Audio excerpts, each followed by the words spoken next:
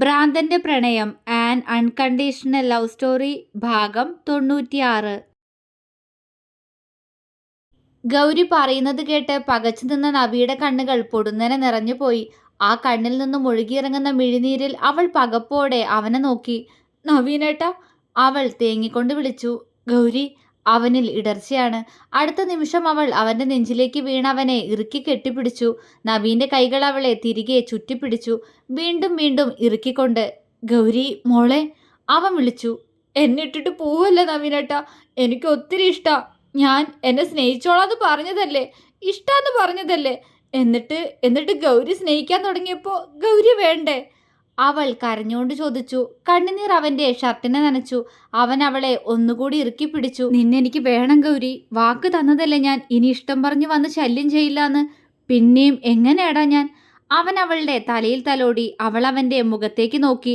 കരഞ്ഞ് കരഞ്ഞ് അവളുടെ മുഖം ആകെ ചുവന്നിട്ടുണ്ട്. അവൻ അവളുടെ കണ്ണുകൾ തുടച്ചു കൊടുത്തു. എന്നെ വിവാഹം കഴിക്കോ നവീനേട്ടാ? ഇപ്പൊ തീരുമാനിച്ച വിവാഹം വേണ്ടാന്ന് വെക്കോ?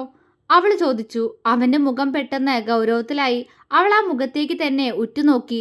അത് പറ്റില്ലല്ലോ ഗൗരി, ആ വിവാഹം എന്തായാലും നടക്കും. ആ കുട്ടിയെ വീട്ടുകാരൻ ചതിക്കാൻ എനിക്ക് പറ്റില്ല, അവൻ പറഞ്ഞു. അവളുടെ ഹൃദയം പിടഞ്ഞുപോയി. അപ്പൊ ഞാനോ? അവൾ വിതുമ്പി. എനിക്ക് ആ കുട്ടിയെ ഒത്തിരി ഇഷ്ടാ ഗൗരി, അവളില്ലാതെ എനിക്ക് ജീവിക്കാൻ പറ്റില്ല. അവൾക്കും എന്നെ ഇഷ്ടാന്ന് ആ കണ്ണീന്ന് എനിക്ക് മനസ്സിലായതാ. ഇനിയും കാത്തിരിക്കാൻ വയ്യാത്തോണ്ട് അവളുടെ വീട്ടുകാരായിട്ട് തീരുമാനിച്ചുറപ്പിച്ചതാ ഞാൻ ഈ വിവാഹം. എനിക്ക് അവളെ വേണം. അവന്റെ ഉറച്ച വാക്കുകൾ. പക്ഷെ ആ ശബ്ദത്തിലെ കുറുമ്പിൽ അവൾ പകച്ചുപോയി. ആ കണ്ണുകളിൽ കുസൃതി. അവൻ അവളുടെ ഇടുപ്പിലൂടെ ചുറ്റിപ്പിടിച്ചു. ഗൗരി അവനെ പിടച്ചിലോടെ നോക്കി. എന്താ ഇങ്ങനെ നോക്കുന്നേ? കഷ്ടപ്പെട്ട് ബുദ്ധിമുട്ടി വളച്ചെടുത്തതാ ഞാൻ ആ ഗുണ്ടുമണിയെ. പിന്നെ എങ്ങനെ ഞാൻ അവളെ വേണ്ടാന്ന് വെക്കും? അവൻ പുരികമുയർത്തി. എന്താ? ഗൗരിയുടെ കണ്ണു മിഴിഞ്ഞു. അത് കണ്ട് അവന്റെ ചുണ്ടിൽ ചിരി വിരിഞ്ഞു. മാളു, അതിങ്ങോട്ട് തന്നേ മോളെ, ഈ പെണ്ണിന്റെ കല്യാണക്കത്ത് നിലത്തിട്ടു. അവൻ ഗൗരിയെ കൂർപ്പിച്ചു നോക്കിക്കൊണ്ട് പറഞ്ഞു. ഗൗരി അവനെ ഒന്നും മനസ്സിലാവാതെ നോക്കി. അവൻ മുന്നോട്ട് നോക്കാൻ കണ്ണു കാണിച്ചു. ഗൗരി എല്ലാവരെയും നോക്കി. എല്ലാവരും അവരെ നോക്കി നിൽക്കുകയാണ്.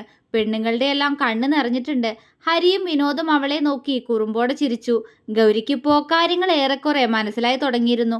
അവളുടെ ചുണ്ട് കൂർത്തുപോയി. മാളു കണ്ണു തുടച്ച് അവളുടെ കയ്യിൽ ഇൻവിറ്റേഷൻ ലെറ്റർ കൊടുത്തു. അവൾ അതിലേക്ക് ഉറ്റുനോക്കി. നവീൻ ആൻഡ് ഗൗരി. അവളുടെ കണ്ണുകൾ സന്തോഷം കൊണ്ട് നിറഞ്ഞുപോയി. നവീന കാർഡ് വാങ്ങി അത് മാളുവിന്റെ കയ്യിൽ തന്നെ കൊടുത്തു. എന്റെ ഗൗരി, നിനക്ക് അവരോട് ഇഷ്ടമുണ്ടെങ്കിൽ അത് തുറന്നു പറഞ്ഞൂടെ പെണ്ണെ, വെറുതെ ഉള്ളിക്കൊണ്ട് നടക്കേണ്ട ആവശ്യം ഉണ്ടായിരുന്നോ? വിനോദ് വിക്കിയും പിടിച്ച് അവൾക്ക് അടുത്തേക്ക് വന്നു നിന്നുകൊണ്ട് ചോദിച്ചു. കൂടെ തന്നെ ഹരിയും ഉണ്ട്. ഗൗരി കല്യാണിയെ നോക്കി. സന്തോഷം കൊണ്ട് നിറഞ്ഞ കണ്ണുകൾ ഒപ്പുകയാണ് അവർ. എനിക്ക് ഗൗരിക്ക് എന്തു പറയണമെന്ന് അറിയില്ലായിരുന്നു. ആ മതി മതി, ഇവൻ നിന്നോട് ഇഷ്ടാന്ന് പറഞ്ഞ അന്ന് തന്നെ ഞങ്ങളെല്ലാം അറിഞ്ഞിരുന്നു. അതായത് നിന്നോട് പറയുന്നതിന് മുന്നേ ഇവൻ ഞങ്ങളോടാ അത് തുറന്നു പറഞ്ഞേ. ഹരി പറഞ്ഞതും ഗൗരി അവനെ മിഴിച്ചു നോക്കി. അത് അവൾക്ക് പുതിയൊരു അറിവായിരുന്നു. പിന്നെ നീ എന്താ കരുതിയേ? ഞങ്ങളറിയാതെ ഇവൻ ഇവിടെ വന്ന് ഞങ്ങളുടെ അനിയത്തി വായി നോക്കുവോ? കൊല്ലില്ലേ പന്നിയെ ഞങ്ങള്? വിനോദ് കുറുമ്പോടെ പറഞ്ഞു. ഗൗരിയുടെ ചുണ്ടിൽ ചിരി വിരിഞ്ഞു. വിനോദ് അവളുടെ തലയിൽ തലോടി. അവൾ കണ്ണ് നിറച്ചുകൊണ്ട് അവനെ നോക്കി. ഇവിടെ എല്ലാരും കൂടി ആലോചിച്ചാ നിന്റെ ഇവന്റെ വിവാഹം തീരുമാനിച്ചേ. അറിയാത്തത് നീ മാത്രായിരുന്നു, വിനോദ് പറഞ്ഞു. എന്നോട് പറഞ്ഞുകൂടായിരുന്നോ? അവളുടെ കവിൾ വീർത്തുപോയി. ആ, അത് ഞങ്ങളോടല്ല, ദേ ഇവനോട് പറ. ഇവനാ പറഞ്ഞേ നിന്നെ കൊണ്ട് തന്നെ ഇഷ്ടം തുറന്നു പറയിപ്പിക്കുന്ന.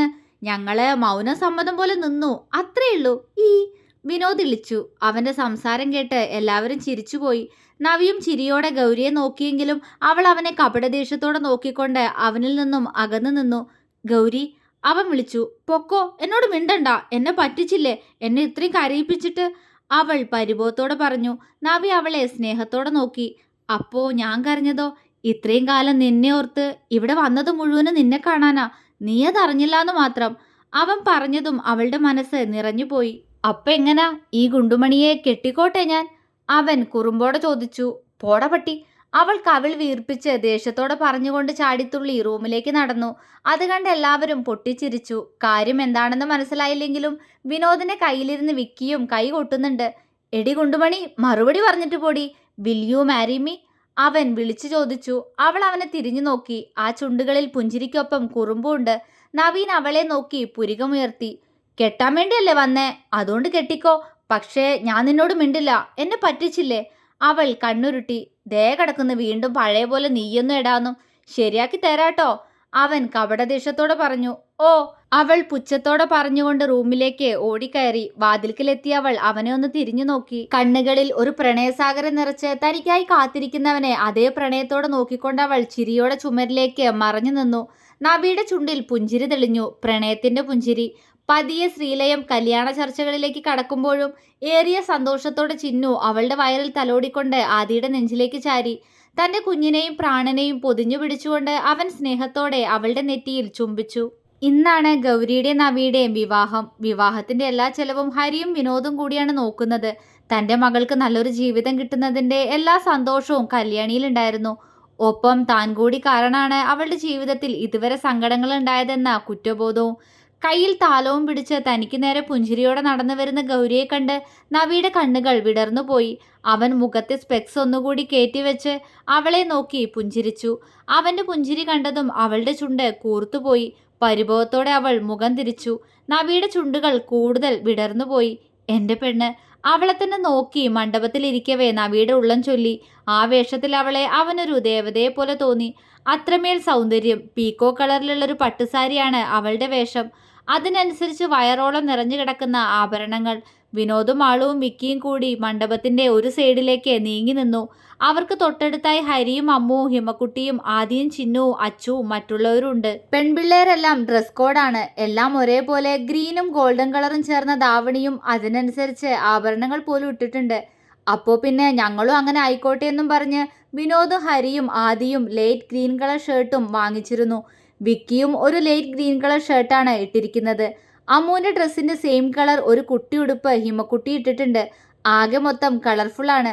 ഗൗരി മണ്ഡപത്തിലേക്ക് കയറി സദസ്സിനെ വണങ്ങി നവിയുടെ അടുത്തായിരുന്നു. അവന്റെ കണ്ണുകൾ തന്നിൽ തന്നെയാണെന്ന് അവനെ ഇടങ്ങണ്ണിട്ട് നോക്കുന്നതിനിടയിൽ ഗൗരിക്ക് മനസ്സിലായി. എങ്കിലും അവളത് കാണാത്തതുപോലെ നവിയുടെ അമ്മയോടും അച്ഛനോടും സംസാരിക്കുകയാണ്. എടി കുണ്ടുമണി. അല്പനേരം കഴിഞ്ഞതും നവി അവളുടെ കയ്യിൽ തട്ടിക്കൊണ്ട് വിളിച്ചു. അവൾ എന്താ എന്ന പോലെ അവനെ കൂർപ്പിച്ചു നോക്കി. സുന്ദരിയായിട്ടുണ്ട് കേട്ടോ, അവൻ കണ്ണിറുക്കിക്കൊണ്ട് പറഞ്ഞു. അത് കേട്ട് അവളുടെ മുഖം ഒന്ന് ചുവന്നെങ്കിലും അത് മറച്ചു വെച്ചുകൊണ്ട് അവൾ അവനെ നോക്കി പുച്ഛിച്ചു. ഓ അറിയാ. അവൾ ചുണ്ടുകൊട്ടി. അഹങ്കാരി. നവി പല്ല് കടിച്ചു. അവൾ മുഖം തിരിച്ചു. അന്ന് എല്ലാവർക്കും മുന്നിൽ വെച്ച് തന്നെ പറ്റിച്ചതിലുള്ള പരിഭവമാണ് ഗൗരിക്ക്. അവൻ വീണ്ടും അവളെ തോണ്ടി. എന്താ? അവൾ അവനെ കപടദേഷ്യത്തോടെ നോക്കി.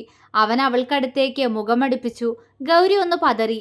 ഏയ്, ഉമ്മ വെക്കാനല്ല എൻ്റെ ഗൗരിയെ, അതൊക്കെ രാത്രി. ഇത് വേറൊരു കാര്യം പറയാനാ.